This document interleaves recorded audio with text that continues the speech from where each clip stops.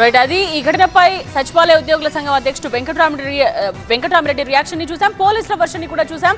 So Venkatarami Reddy చెప్తున్నది ఒకటే, ఇది మందు పార్టీ కాదన్నారు. బయట నుండి వచ్చిన వారు కొందరు బార్డర్స్ తెచ్చుకున్నారని, వారితో తమకు సంబంధం లేదని చెప్తున్నారు. అయితే ఇది కక్ష సాధింపు చర్యగా ఆయన చెప్తున్నారు. దీనికి సంబంధించి అసోసియేట్ ఎడిటర్ తో మాట్లాడదాం.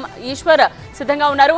ఈశ్వర్, ఏంటి ఇద్దరి వర్షన్స్ మనం విన్నాం. ప్రస్తుతం ఎటువంటి కేసెస్ నమోదయ్యాయి, ఎవరి మీద నమోదయ్యాయి? ఓన్లీ వెంకటరామిరెడ్డినా, ఇంకొకరు కూడా ఇన్వాల్వ్ అయ్యి ఉన్నారా?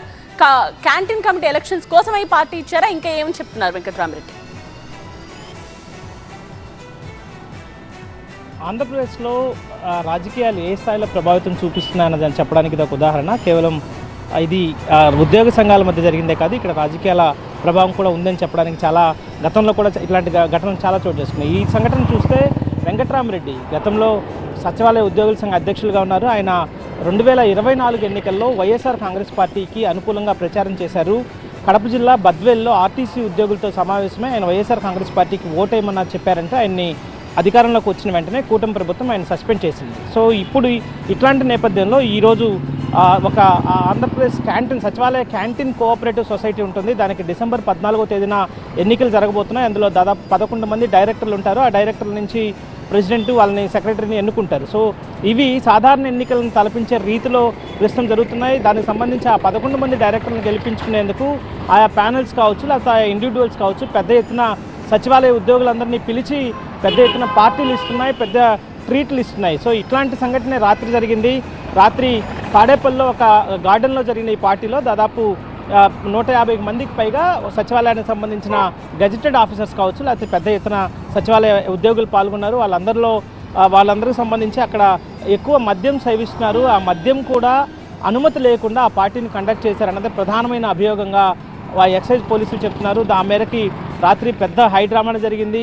తాడేపల్లిలో జరిగిన ఆ డ్రామాకు సంబంధించి దాదాపు 150 మంది ఉద్యోగుల్ని అర్ధరాత్రి వరకు అక్కడే ఉంచారు. ఆ తర్వాత అక్కడి నుంచి వాళ్ళందరికీ టెస్టులు నిర్వహించాలన్న ఉద్దేశాన్ని కూడా వ్యక్తం చేశారు. అయితే ఆ తర్వాత దానికి సంబంధించి ఎవరైతే బాధ్యులు ఉన్నారో వాళ్ళ మీద చర్యలు తీసుకుంటే సరిపోతుందన్న ఉద్దేశంతో బాధ్యులైన వెంకటరామిరెడ్డి మీద కేసు నమోదు చేసి అతనికి 41A నోటీస్ కింద నోటీసులు ఇచ్చి ఆయన్ని తిరిగి పంపించినట్టు సమాచారం అందుతుంది.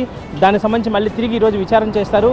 అయితే మొత్తం ఈ వ్యవహారంలో అక్కడ జరుగుతున్న వెంకటరామిరెడ్డి ఏం చెప్తారంటే, తాను అక్కడ వేరే ఎంప్లాయీ అక్కడ ఒక డైరెక్టర్గా పోటీ చేస్తున్న ఒక ఉద్యోగి పార్టీని అరేంజ్ చేసుకున్నారు. తనను పిలిచారు, తాను అతిథిగా మాత్రమే వెళ్ళాను, కానీ పెద్ద ఎత్తున పోలీసులు వచ్చి ఇబ్బంది పెడుతుండడంతో ఆ బాధ్యత నేనే తీసుకున్నాను, దాని ఇన్ఛార్జ్ నేనే అంటూ, దాన్ని ఆర్గనైజర్ నేనే అంటూ దానికి అంగీకరించాను.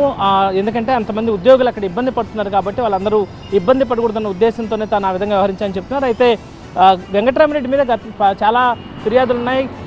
ఉద్యోగిగా కంటే కూడా ఎక్కువగా రాజకీయ పార్టీ కార్యకర్తగా, రాజకీయ పార్టీ నేతగా ఆయన ప్రచారం చేసే వాళ్ళు, గతంలో అట్లా వ్యవహరించే వాళ్ళు అంటూ ఆయన గతంలో ప్రస్తుతం కూడా ఆయన సచివాలయ ఉద్యోగుల సంఘ అధ్యక్షులుగా ఉన్నారు. అయితే ఆ సంఘాన్ని ఎందుకు రద్దు చేయకూడదంటూ ప్రభుత్వం కూడా నోటీసులు ఇచ్చిన నేపథ్యం కనిపిస్తుంది.